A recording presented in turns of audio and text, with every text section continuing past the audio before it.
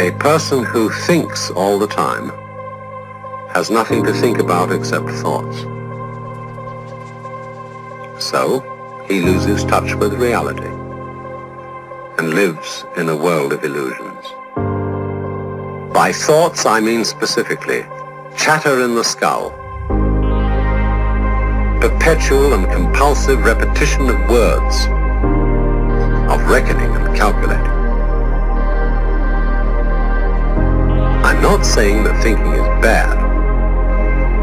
Like everything else, it's useful in moderation. A good servant, but a bad master. And all so-called civilized peoples have increasingly become crazy and self-destructive because through excessive thinking they have lost touch with reality. That's to say, we confuse science with the real world.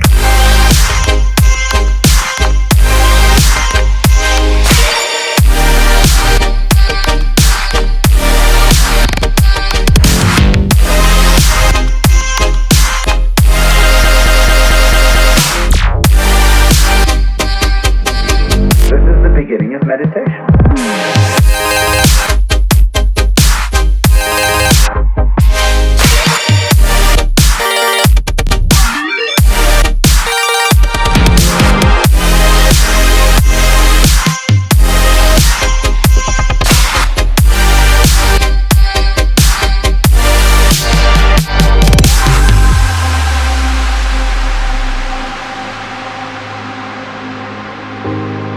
Most of us would have rather money than tangible wealth, and a great occasion is somehow spoiled for us unless photographed.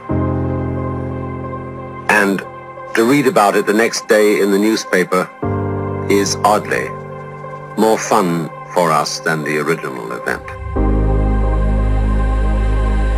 This is a disaster, for as a result of confusing the real world of nature with mere signs, we are destroying nature. We are so tied up in our minds that we've lost our senses. Time to wake up. What is reality? Obviously, no one can say because it isn't words. It isn't material, that's just an idea.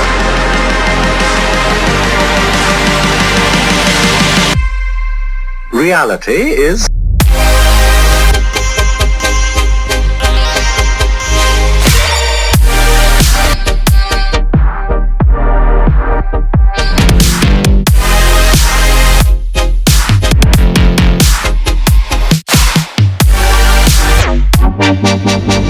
the point cannot be explained in words.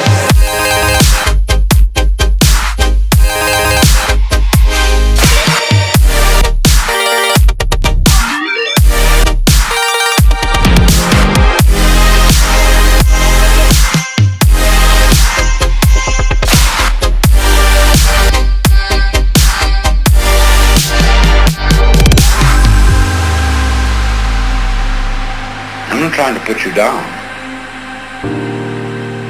It's an expression of you as you are. One must live. We need to survive to go on. What's up, guys? The title is not clickbait. Maybe a little bit. But if you made it to this part of the video, I am moving out of Omaha. This is my last full day in Omaha. It is Friday. It is, what day is it, man? It is the 19th. So July 19th, Friday, last full day in Omaha, because I will be leaving tomorrow morning to Houston, Texas. And I know that's kind of a surprise because I dropped San Diego, California, and a few videos back kind of talking about how I was, one, dropping out of school, two, moving. But Houston's moved, guys, and reason being is the San Diego kind of fell through. I'm not putting the blame on anyone. It was just everyone that we were kind of getting together for this move, it just wasn't looking realistic. The odds were not in our favor as we were getting closer to the move date. We were kind of scrunching time. We were everyone was kind of dropping their jobs and moving everything out to California, and so we were worried about income checks, credit scores, all that, and to move into a house. And I thought about the situation, man, and it was like, I'll be living with like 3 or 4 other roommates, and as much as I love California and I think it would be so much fun to live there for a year, it just didn't look like the sustainable option for me. It seemed too high risk. It's obviously pretty expensive to live out in California, and San Diego area I'm not really familiar with too much compared to LA. And so California fell through. I kind of got things together, and before I decided on San Diego, it was either between Houston and San Diego. And so I was like, yo, if this falls through, Houston's the plan B. And that's what came out to be. So I literally just got an email, I'm not kidding, like a couple minutes like before this right here, saying that my application got approved for an apartment in Sugar Land in Houston, Texas. So I'll be moving in there August 31st, but I'm actually moving down to Texas and living with my cousin and my aunt until I can actually move myself into that apartment with my man Reese. If you guys don't know Reese, he's been a friend of mine via social media for a while now. He's friends with Chris, Peter. You guys saw him at Summer Shredding, obviously. And so I called him like once we got back for Summer Shredding. I called him, and this was after San Diego fell through, and I hit up the other people and I was like, yo, is this gonna be a thing? And they're like, nah. So I was like, all right. So I called Reese and I'm like, bro, let's move to Houston. And he's from Springfield, Missouri. He's been small town his whole entire life like me. And so it was just the right thing to do. It's like, all right, man, let's send it. And so he's gonna be the co-signer at least. He's gonna be my roommate. It's gonna be huge because he's into the whole online coaching, online fitness scene as well. So we're just gonna feed success off each other, man. And those are the people that I want to surround myself with down in Houston. I want to find other online fitness entrepreneurs. I want to find other people that take their health and fitness seriously and hang out with these people on a daily basis. Because here in Omaha, I mean, have Noah behind the camera. Shout out to Noah, man, for making this awesome video. I'm gonna put his link first description in the bio. Follow him on the gram, follow him on YouTube. But as far as Omaha goes, the online fitness space is not very big. There's not room for that much growth here. And so I'm willing to take the risk, willing to step out of my comfort zone, go to Houston. Obviously, Avery's from Houston, my girlfriend.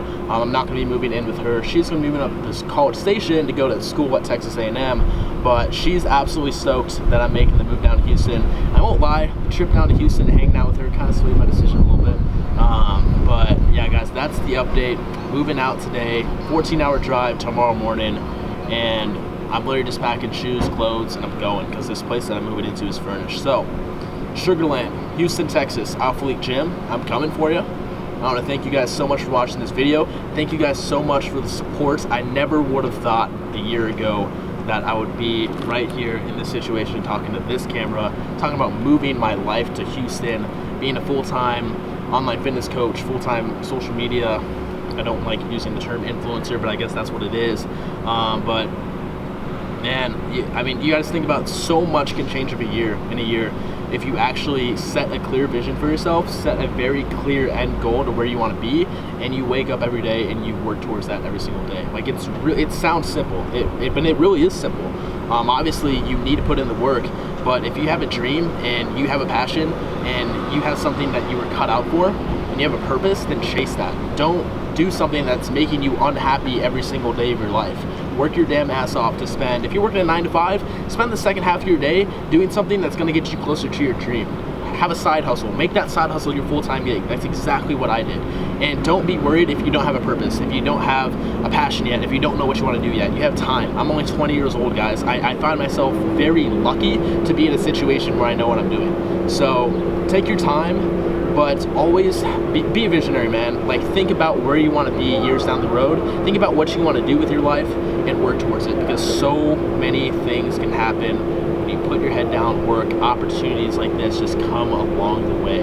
So don't be willing to step out of your comfort zone, man. Now's the time. Now's the time from about whatever age you are, up until 30, 40, whatever, make that risk now, because you're going to regret it down the line if you don't make it. So whether it's a mistake, whether it's a good idea, you'll learn from it. Peace out, and I'll see you in the next one.